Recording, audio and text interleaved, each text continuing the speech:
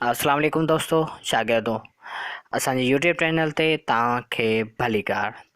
Topic जे तरफ़ हलण खां पहिरियां जेकॾहिं तव्हां असांजो यूट्यूब चैनल सब्सक्राइब नाहे कयो त फ़ौरन हिन चैनल खे सब्सक्राइब कयो ऐं बेल आइकन खे दबायो त जीअं असांजी हर वीडियो बआसानी सां अव्हां ताईं पहुची सघे। दोस्तों, टॉपिक तरफ़ हलूं था त फ़ज़ा छा थींदी आहे, फ़ज़ा ऐं माहौल में कहिड़ो फ़र्क़ु आहे।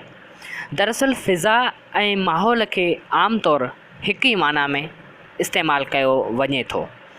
उन्हनि ॿिन्हिनि जे विच में हिकु गहरो तलक आहे, लेकिन उन में फ़र्क़ु ॿिया।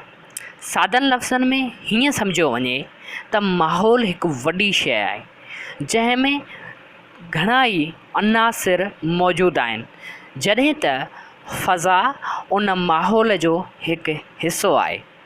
फ़ज़ा हिकु ख़ालिस गैसुनि जो ग़िलाफ़ आहे या ग़िलाफ़ जो नालो आहे जंहिं ज़मीन खे चइनि तरफ़नि खां ढके रखियो आहे।